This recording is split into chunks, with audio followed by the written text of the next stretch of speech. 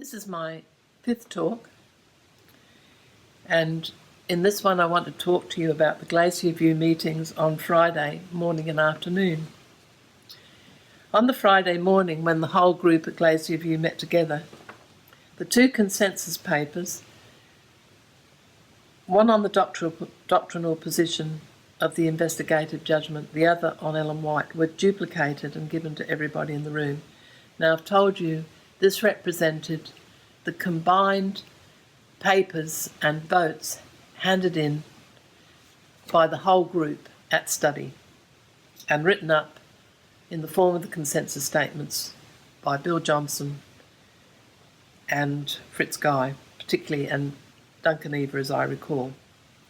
Now, these were duplicated. Everybody had a copy. Des and I were sitting in the front row on the right, and they were handed out to everybody, and somebody from the front read the whole thing, both consensus statements. There were questions in the audience. They were voted on, and remember that. Remember it because Milton Hook told me that when he went looking for them, he couldn't find the vote. However, I'll tell you later that I know that there was a vote because there was over 100 witnesses for a start, and I'll tell you something else later. Anyway, we were asked to leave after that vote, and you need to read a source like Ray Cottrell in the Spectrum in 1980, and you can find it online in the archives to find out what happened while we were gone. What I understand is that the 10-point statement was read out from the front. Nobody in the audience had a copy. And this was, the 10-point statement, remember, was written by 6 people, asked to write it up, the difference between where Des's view and the traditional view. One of the authors was Norman Young, an unwilling author, I might add, and probably quite regretful later. He wrote an article about it in Spectrum, if you can find it, on the 10-point statement, which will give you a very good history of it. Norman's a very clever man. So it wasn't duplicated. Fritz Guy at one point stood up and said, "I hope this is not going to be used to discipline anybody," and he was assured that it wouldn't be. And the brethren said something like, "We've not voted on this or handed it out because we want to give Dr. Ford a chance to respond to it when we meet with him this afternoon." Now, I went with Des to the meeting in the afternoon. This was a meeting of Prexad. Neil Wilson was there, of course. Bob Spangler was there. And from the Australasian division, I remember Keith Parmenter and Arthur Duffy.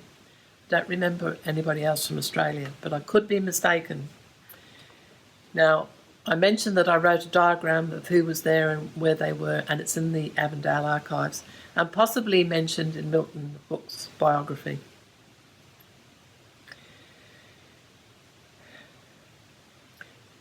Now, so I turned up, but I was crying, wasn't I? Because they were going to do Des in. And I was crying so hard that I couldn't stay there, so I left. And I went back to my room, and boo-hoo, boo-hoo, and I thought to myself, come on, girl, you've got to go back and support Des. And so I did go back. I thought it would be about an hour, but Des said it was less than that. So I wasn't there for the whole time, but while I was there, the 3 big issues were Elder Parmenter's 4 points that Des must agree to in order to remain in ministry. 2 of them, as I recall, were about distance himself about Bob Brinsmead. One was that Des must write in the review, distance himself from Brinsmead and admitting his error. Parmenter made it clear that he had to give up his ideas altogether in order to stay in the work. Now, there's no version of those, the first version of those statements, because they rewrote them. By the time they got in the Ministry magazine, they weren't nearly as harsh. That's my opinion. And I could have the content wrong. But anyway, that's the gist of it. Parmenter made it clear that Des could not just shelve his views, he had to change them and declare that he had changed them. And he said that Des could have 2 weeks to think about it, change his mind.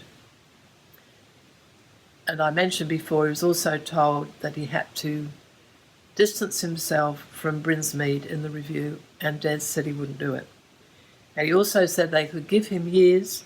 He couldn't agree with this requirement that he had to change his mind. Parmenter gave Des no other option.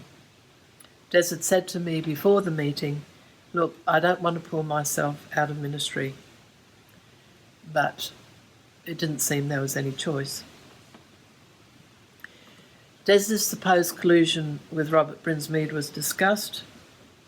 The men there could not understand that Des would not write in the review against Brinsmead. They just couldn't understand it. But Des said at the time Bob was a fellow gospel minister and he would not shun him, as was required. The talking about Brinsmead included a statement by Neil Wilson that Bob Brinsmead had sent out those 50,000 cassette tapes of the October 1979 meeting, and I mentioned that Des was very pleased about that. This didn't augur well for him. But in my mind, the 10-point statement, supposed collusion with Bob Brinsmead, and the 4 requirements of elder Parmenter that Des had to agree to were the things that were used to discipline Des. The consensus statement wasn't mentioned. They never raised it. Only Des spoke about it, saying that his view, that it represented in a number of areas, at least 12 areas, the view in his Glacier View manuscript. This was quite stunning to them. In fact, Francis Wernick, I think that's his name, who was a vice president at the time, said if I'd have known that, I wouldn't have voted for them. So it shows there was a vote. So the people there, the very good people, apart from 1 or 2 who I would describe separately as wily and weak, I was impressed by the spirituality and goodness of the people in that room. But they did not see that the consensus statement did not represent traditional Adventism. And this current court case scene in Morisset 2000 meetings is basically going over where Des said that the consensus statement went 12 points in his direction, and the jury is judging the response of the church to Des's statement, where they say this was all in Des's head. And in this court case, Des won.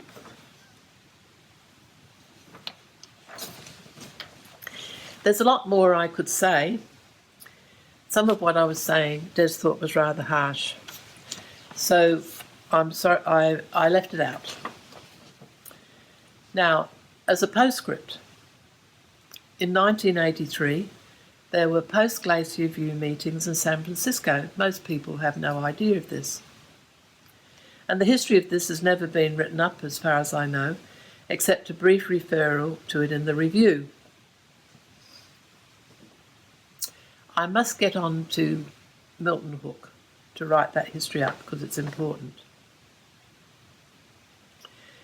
Now, behind what happened, and remember that I believe that Glacier View was predetermined. Neil Wilson stood up at the beginning and said, we're not moving from the Dallas statement.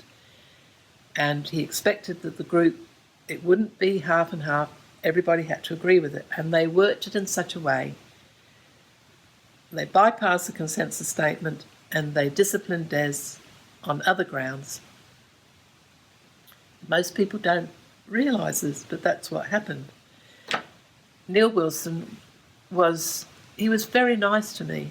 I talked to him once for about 45 minutes after he wrote Des, this is before Glacier View, a scathing letter because somebody had told Neil Wilson that Des had phoned out, this person was overhearing, and had told him stuff, this person at the other end who was Dean Jennings, stuff that he shouldn't have.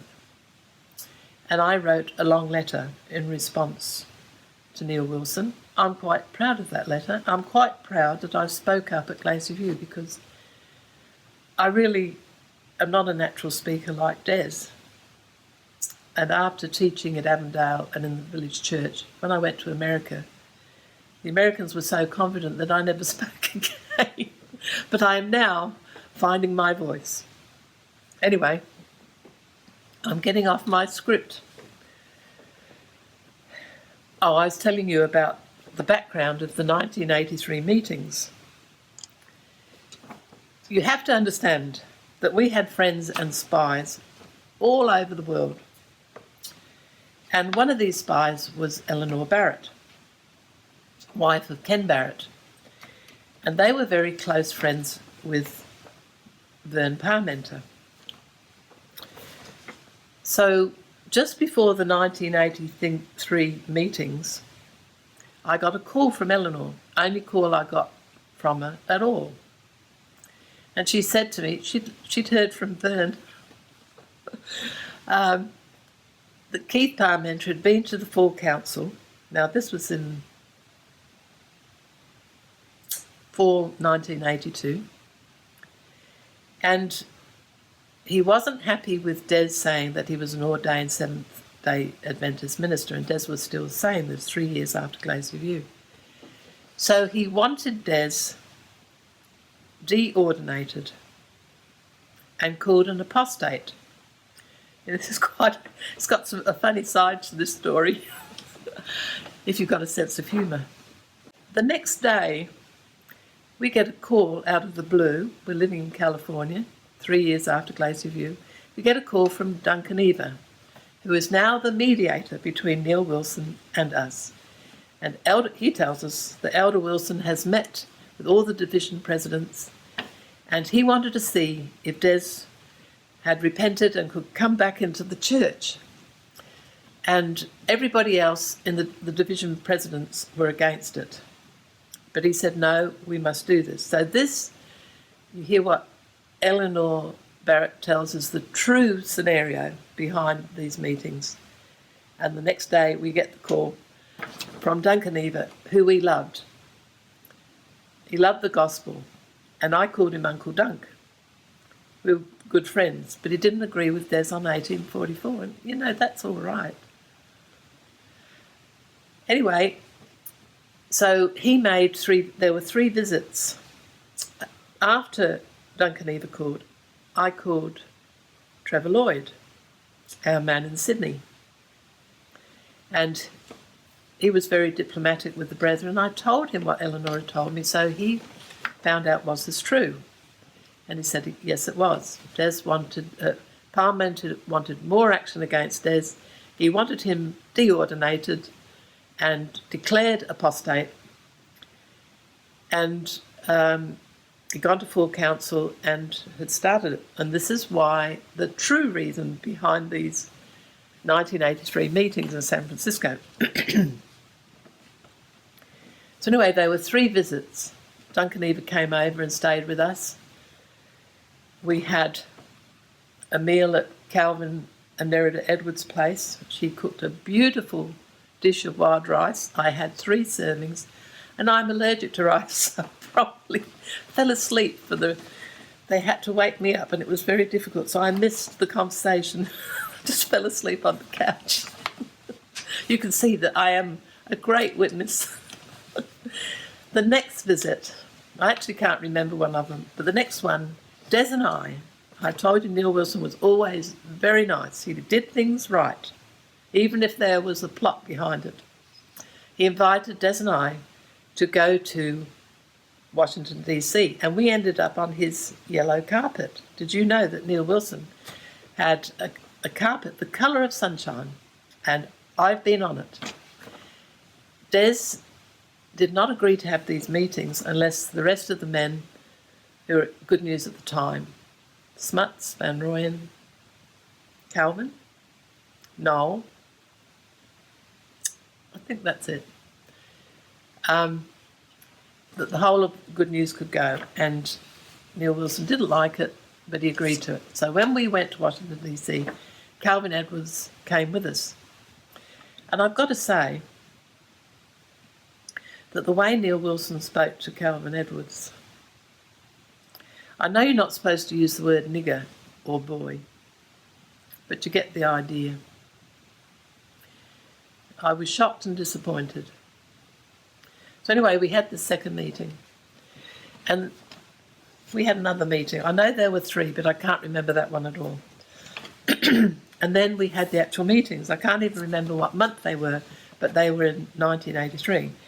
Now, some very august people went to this meeting, and I will forget some of them, and I will probably add 1 or 2, but there will be a list somewhere.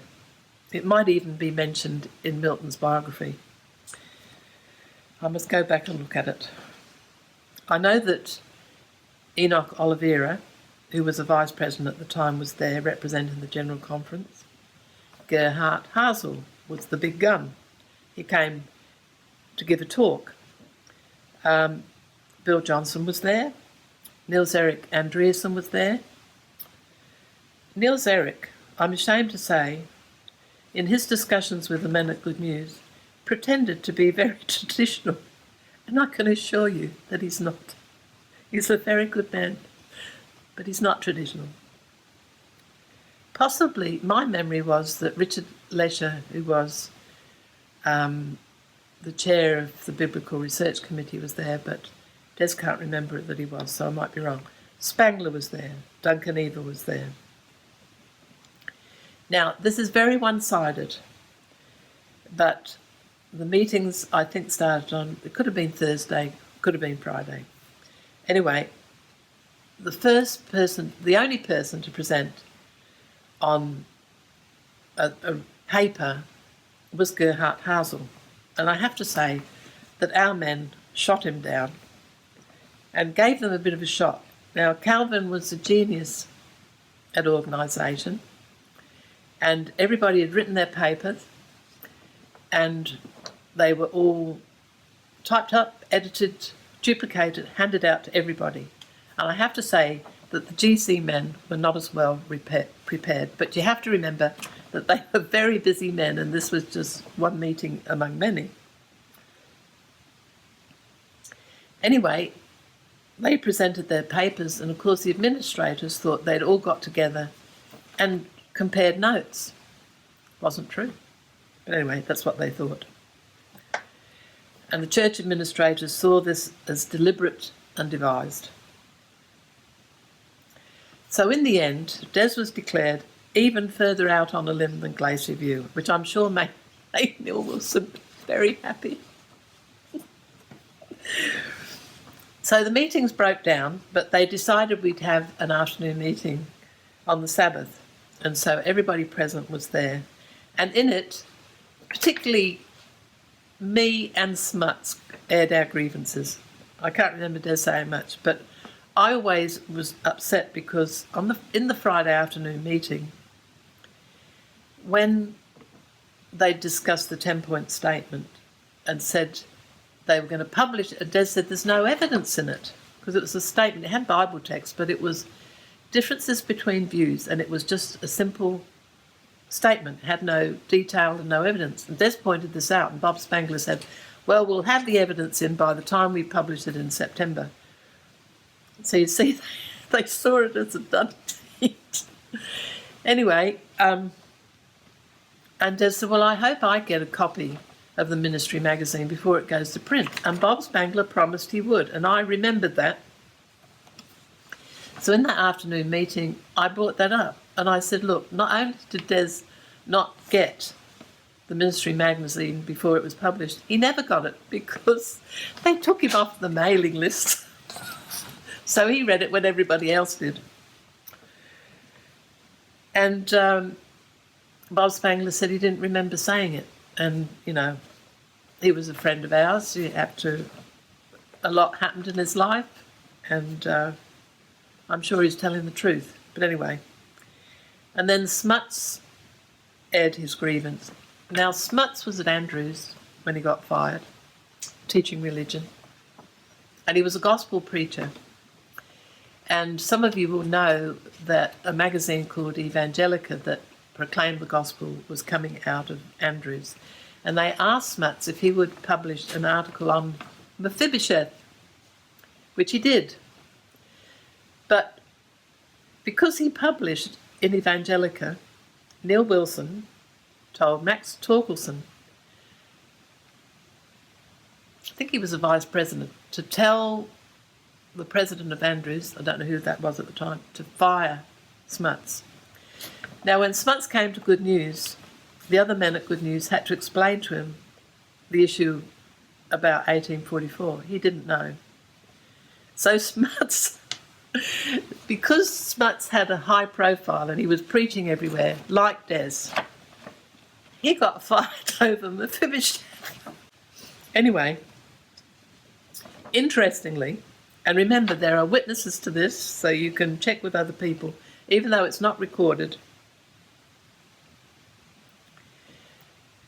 Pastor Spangler, Elder Spangler and Duncan Eva apologised to Des and me about the way Glacier View was handled. They said if it was left up to us, we'd have had more meetings. Now, Duncan Eva particularly loved the gospel, and he was a great and gracious man.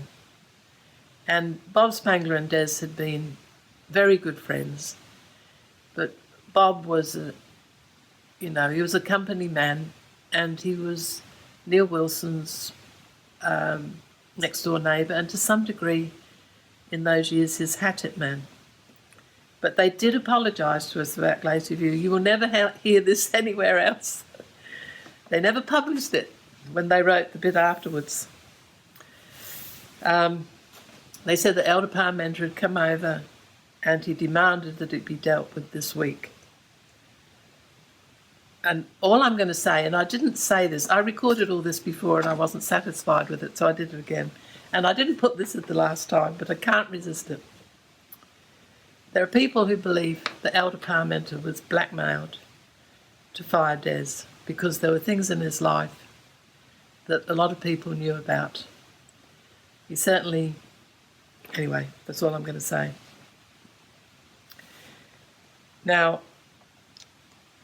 there was something else I was going to say about that meeting. They did agree. They did agree that Des and Smuts could not be deordinated, because, as Des pointed out, God ordains people, and ordination of men or women is not a biblical teaching. The laying on of hands is, but the way we understand ordination isn't. So he said, you can't take away my ordination. And they also said, you can't call us apostate because we preach Christ. Dissident is a better word. And they agreed.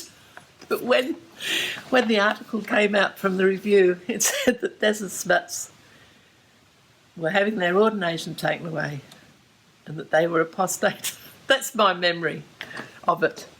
Anyway, I've said my piece. I just wanted to make a difference on some things that Norman said about the use of the 10-point statement. He seemed to say that it was shelved after the Thursday night. That wasn't our experience. I also believe the 10-point statement, well, Des said this to me, it was what was used to fire the 70 ministers. Now, in Australia and America who left, Athol Tolhurst, who's just gone to his rest, had apparently 100 ministers each side as the coffin went down. And I said to Des, you know what that means? He's a Roman centurion. I'm sorry for his family's grief. I really am. But Athol hunted a lot of very decent ministers who believed in the gospel out of the church. And the fact that many people now praise him really makes you wonder. Thank you for listening to me if you got this far.